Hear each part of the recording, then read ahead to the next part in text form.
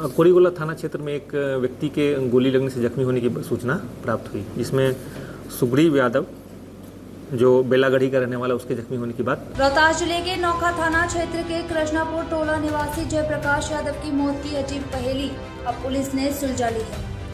चाचा की गोली से हुई भतीजे की मौत। दरअसल आपको बता दें कि अकोदीगोला थाना अंतर्गत ग्राम बेलगढ़ी में सुरेंद्र यादव और विनोद यादव में पहले से विवाद चल रहा था। इसी मामले में सुरेंद्र यादव के साले गांधी यादव अपने साथ 4 लोगों को लेकर बेलगढ़ी आए थे। आज सुबह विनोद यादव से फिर विवाद हुआ। उसी क्रम में गांधी यादव जो नशे में था ने गोली चलाई, जो गलती से उनके भतीजे जयप्रकाश यादव को लगी और उसकी मौत हो गई। और एक दूसरे ग्रामीण सुग्रीव यादव, जिसका इस विवाद से कोई वास्ता नहीं था, वो जख्मी हो गया।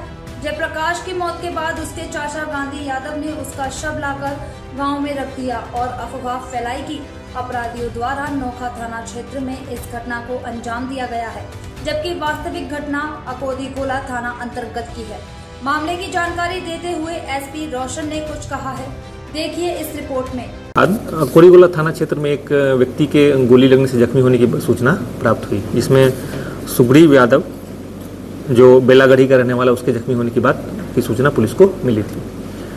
सुग्रीव से संपर्क करने पर उसका जहां इलाज था बताया गया कि उसके गांव में गोलीबारी की घटना हुई है, जिसमें वो जख्मी हो गया।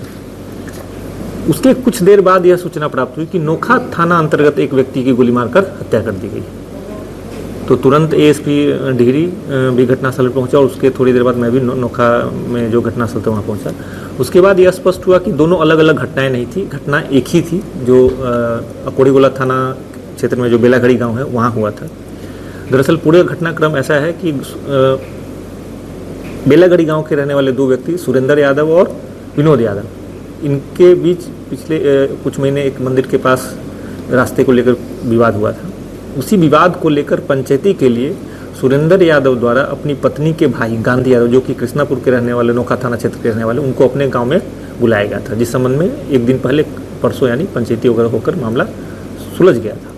उसके बाद कल सुबह विनोद यादव के घर के पास ये लोग कुछ आपत्तिजनक हरकतें कर रहे थे, नशा वगैरह कर रहे थे, जिसके बाद विनोद यादव द्वारा मना किया गया। उसके बाद गांधी अपने गाँव गया और अपने भतीजे, बेटे और एक शिश्रित गांव का एक व्यक्ति के साथ अपने वैगन में हथियार लेकर आया और विनोद यादव पे लोग गोलीबारी करने लगे। क्योंकि ये नशे में थे, इनके द्वारा जो गोलीबारी की गई उसमें वहाँ एक जो सोलर पैनल लगा हुआ है उसमें गोली लगी, वहाँ पे उसके निशान मौजूद हैं।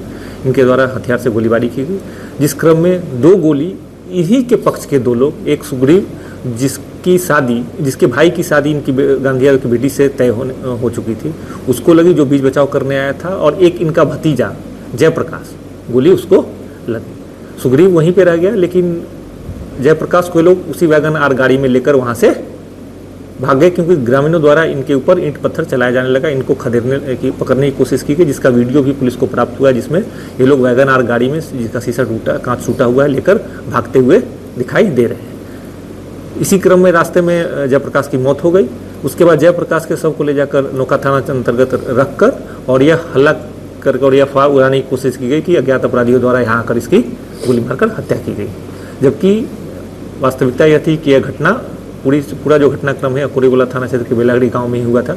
इस संबंध में जो गांधी है उनकी बहन द्वारा भी यह स्पष्ट रूप से वीडियो रिकॉर्डेड बयान दिया गया है, जिसमें उनके द्वारा बताया कि उनके भाई द्वारा ही गाँव में आकर गोलीबारी की गई और स्थानीय ग्रामीण जो उस समय पंचायत भवन में बैठे थे उनके द्वारा ही पूरे घटनाक्रम को अपने आंखों से दिखा गया, उसका वीडियो भी बनाया गया, जो पुलिस को प्राप्त हो चुका है। इस घटना में शामिल जो वैगन आर कार है उसकी पहचान की गई है और जो गांधी के साथ उसका बेटा विशाल और एक और नोखा थाना शिश्रित थाना क्षेत्र के अंतर्गत एक व्यक्ति था जो उनके साथ शामिल था, इन लोगों की पहचान की गई है और भी लोगों के सहभागिता की बात इसमें सामने आ रही है। फिलहाल जो इस घटना के मुख्य आरोपी हैं सुरेंद्र यादव और गांधी, जिनके द्वारा गोलीबारी की गई, इन दोनों को गिरफ्तार किया गया है।